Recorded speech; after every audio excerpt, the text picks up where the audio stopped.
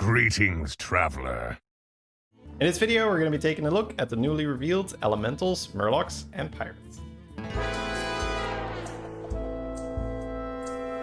Here we have the removed Elementals. As you can see, we lose Sand Swirler, Cinder, and Amplifying Light Spawn, so those are the ways we currently amplify the effectiveness of our Elementals, and that will no longer be possible. We're also losing Locolar, Mana Search, and very notably Genie. So that is a complete overhaul of the Elemental type, which is always fun, a new way to play. Genie is a really cool and fun card, but we're going to see that we're getting Tavern Tempest back, so that is a little bit of a substitute. It's not quite as strong, but it's still a nice economy option, especially when paired with Bran. Here we have our first new Elemental, Lantern Lava. You get a plain copy of the first Elemental you sell each turn, and then the golden one is 2 plain copies. So we can already see that we could use this golden one to triple stuff, where if you have a pair, you could actually sell one and get a triple that way. That's pretty good to note. You could also just have 2 Lantern Lavas on the board and do the same thing. Other than that, you can also just use it to sell a Elemental, or as we mentioned, Tavern Tempest is coming back. You can use that for economy. So overall, a neat little Elemental to pick up in the mid game. Vine Climber is the tempo option here. After you play an Elemental, give it +2/+2, and this is improved by each minion you've played this turn. So that's not a buff that sticks. You have to reset it every turn and play a bunch of cards to get the number up again. Normally, this would just be a tempo option because you would get it on tier 4, you'd play like 2 or 3 minions max, and then you play an Elemental and then you get a buff, or 2 Elementals. And that's nice, that's already fine, that's a good way to use the card, but we see that there is an option now to use the stats that you've put on that minion and consolidate them. We're going to use Avalanche Collar for that. At the end of your turn, you get a Mounting Avalanche. This is a Mounting Avalanche. You sell a friendly minion, and then you choose an Elemental to give the stats to. So you can compare this to Mutinous, only you should get a gold when you use this because it says sell, and you get to choose where it goes as long as it's an Elemental. So that's quite a bit better than the Mutinous spell. And this is also a great way to use the stats from the Elemental that you end on when you use Vine Climber to then move that to a unit you want to keep. There's already some cool combos here where you can have Windfall Tornado, and you get a lot of buffs on it, and then you golden the Windfall Tornado, and then you sell it, and then you get 2 huge minions, and then you can Mounting Avalanche those things again on another Tornado and golden it. And because you have the lava guy, here it is, Lantern Lava, you could technically start the turn by selling 1 Windfall Tornado, then you would get 2 of them back, assuming you have a golden Lantern Lava, or you might even have 3 Lantern Lavas, right? A golden one and a regular one. And then you sell 1 Windfall, you get a golden one back straight away, and then you can just repeat that every turn, where you just consolidate all the stats on the golden. And that's going to be pretty tricky, but really fun to mess around with, and should allow for some crazy exponential scaling. Then we have some really fun Elementals coming back. Fireballer and Snowballer. These are just very, very fun minions to cycle. They're awesome when you're infinite, right? You have a lot of gold and you're just cycling a bunch. You can get this buff up to like +40 health or sometimes even more. There's also times where we had tier 2 exclusive strategies where you just stay on tier 2 the whole game and you just play a bunch of ballers. That's, specifically for certain heroes, or in the past, certain anomalies. But yeah, just very fun 2-drops to play with. Icaron comes back, so that's a way to give Divine Shield to your Elementals, and when it's golden, it becomes permanent. Carbonic Copy is also going to be a premium target to consolidate stats on, especially if you can get Divine Shield on this with the Icaron, or if you triple it with an Elemental of Surprise. Very, very good card to just feed stats with your Mounting Avalanches. And then we have Ultraviolet coming back. Also a really, really fun way to play. A little different than the Elemental strategy that we've just seen. We've just covered the get stats, then move it to either Tornado or move it to Carbonic Copy. Ultraviolet is more of a full APM style Elementals, where you just cycle a bunch of Elementals, you try to get as many Ultraviolets as possible, and then start of the fight, you just have a lot of stats. Very, very fun to play. Tavern Tempest, as I've already spoiled that is coming back. Very, very fun card to triple. It's a 4-drop, so it's not that hard. And especially when paired with Bran, just, really fun. Basically Genie, right, when you're talking about APM. Not as good because you can't leave it on the board for more value, but still a really fun card. Nomi is back as a 5-drop, and man, power creep is so funny. After you play an Elemental, give Elementals in the Tavern 2/2 this game. That's an old golden Nomi. Now it is a 5-drop instead of a 4-drop, but it's still funny to see that. So we've seen a lot of reverse power creep in this set where they're dialing down the power level, but we're buffing Nomi for 2/2. Just, you know, let's try to make Nomi viable. And God, man, I don't know. There is some support here, of course, right? We have the Lantern Lava thing that gives you some more elementals to play, but I don't know. I think I would rather just play Ultraviolet or, you know, the exponential elemental scaling we just talked about. But hey, Nomi is a fan favorite, and it's always fun to get a Nomi game once in a while and pop off with that. At high MMR, it's just a little bit too slow usually. Then we have Cyclone going from 5/1 to 4/1, right? Again, that makes sense. This thing was a little too strong. Windfall Tornado becomes a 5-drop. That's to both make it more rare and difficult to do the exponential scaling strategy I just talked about, but also so that you can't target it with eyes, right? If you can target this with eyes, it's much easier to make it golden and, you know, move a lot of stats on it with the Mounting Avalanche. And then Meteorite Crasher is going from a 4-drop to a 3-drop. That also makes sense because we lose Sand Swirler and Cinder. We lose those easy elemental buffs, which makes this card a lot worse. We have some removed Murloc cards as well. No more Belcher. Wow, Poison Scam is out. But not really. We're going to see a little bit of a replacement. We lose Tad. That's a really iconic Murloc that's been with us for a long time. No more Bubble Gunner, no more Murkbrine Expeditioner, no more Gourmet. So you can see that we lose the strategy of Murkbrine Expeditioner plus Gourmet and then hold a Scout in the hand. Scout is still in, so we do still have that as some hand buff potential, but we're not going to get the crazy buffs with the Murkbrine. And then we also lose Rummager for duos. That was a really nice tempo option for, you know, the few duos games that I've played. We have a new 1-drop River Skipper. When you sell this, get a random tier 1 minion. That is premium. That is really good. So what that allows you to do, it allows you to buy that on turn 1, level turn 2, and then turn 3, you can either keep it on the board and use something like Chef's Choice plus a minion from the tavern, or you can sell this to go tier 3 on turn 3. I would say that that is even better than Busker, which is already a premium 1-drop to buy, because this means that you can cash in the gold whenever you like. You do not have to spend the gold on turn 3. That's sometimes a little bit awkward when you play a Busker on turn 2 and then turn 3. You do roll a Chef's Choice, so you have a pretty good turn for 5 gold, and you would prefer to cash in the gold at a later time. River Skipper allows you to do that. So really good 1-drop. Anytime you get this kind of economy on a 1-drop, it's almost always premium. Bile Spitter is the new poison card I talked about, or venom card. It's venomous itself, and on the rally, it gives another friendly Murloc venomous. So for the most part, this is just a Belcher replacement where it's venomous and it gives another minion venomous. Belcher was Death Rattle, so that's a little bit more reliable than Rally, although I've definitely had moments where my Belcher doesn't die, and then the Murloc that I wanted to give Venom dies, and then I have no more Murloc, so there's pros and cons to both. As long as you have a taunt, the Bile Spitter should be able to get a venomous charge out, so somewhat reliable, right? You do have to put it pretty early on, so that is a bit of a downside, because usually you might hit into a taunted Bran or something like that. So, but yeah, this is the new Poison Scam card. Then we have Magic Fin Mycologist. Once per turn, after you buy a Tavern spell, you get a 1/1 Murloc, and you teach it that spell. Now, I've had this confirmed that this is going to be a battle cry. So you compare this with Bran and then get double the spell value. So I can already see some crazy turns with this where you have Mycologist and then you buy the Discover a Battle Cry minion and then you get the Murloc. You play it because of your Bran, the effect triggers twice. You get 2 more Battle Cry spells.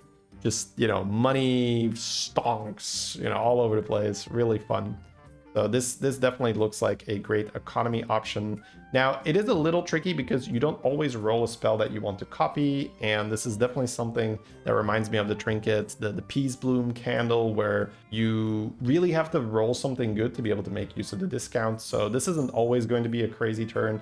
Sometimes you just roll like Pointy Arrow and stuff, and you're just like, where's the spells? Where's the spells? So not quite as reliable, but will definitely allow for some crazy turns when you do hit the spells you want to copy.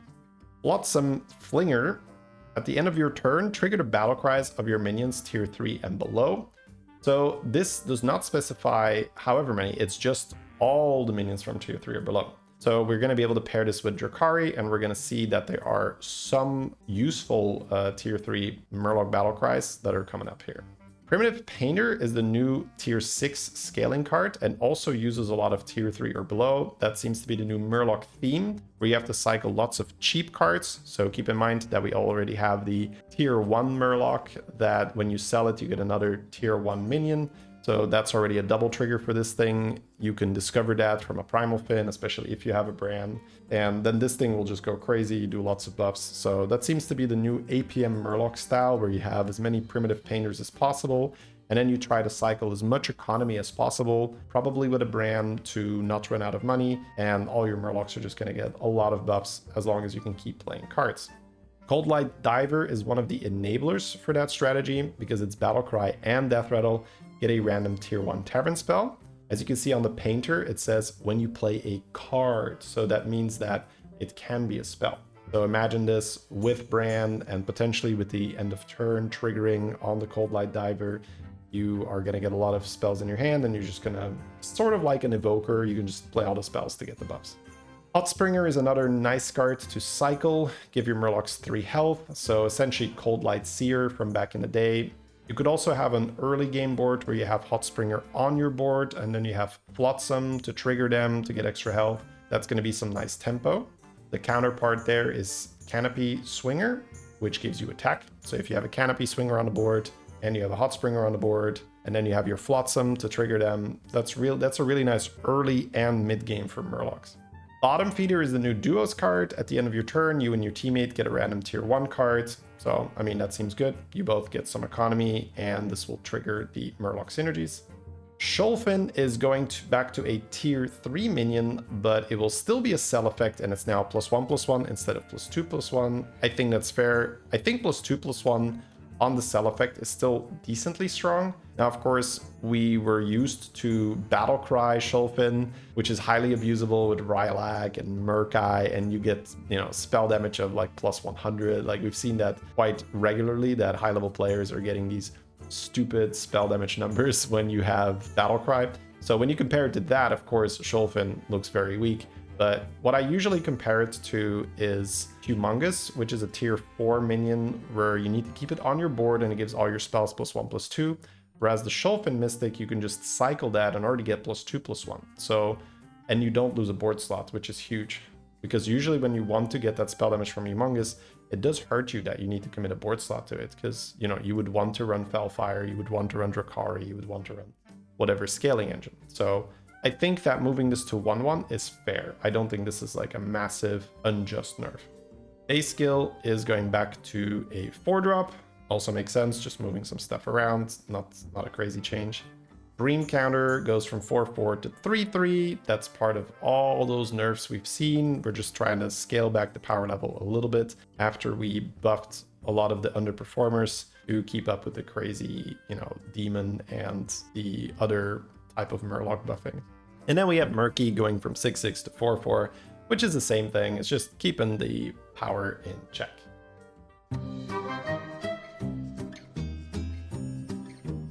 Then we have the new pirate cards. We've already revealed 2 of the bounties. One, which was essentially Chef's Choice, where you get to generate a pirate, and the other one was get 2 gold.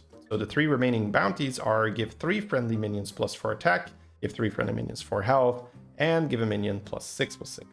Lost City Looter is going to give you a bounty end of turn. That's definitely okay on tier 4 to pick that up.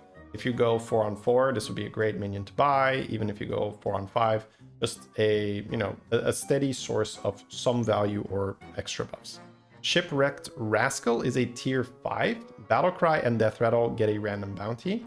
That initially doesn't really seem worth it as a 5-drop to keep on the board. I think that's more of something that you cycle or generate through another source, and then you have Bran and you get 2 bounties when you play this. Sky Admiral Rogers, whenever you spend 9 gold, get a random bounty. That definitely reminds me of Tethys, where you have to spend money to get some effect, right? That's a very pirate-esque ability. Only Tethys generated pirates, and generating the bounties, I think you can run out of gold much easier. So if we have a look at the new bounties, we have +4 attack, +4 health, +6/6. So if you spend your 9 gold and then you get 4 attack on 3 friendly minions, you're like, oh, that's it.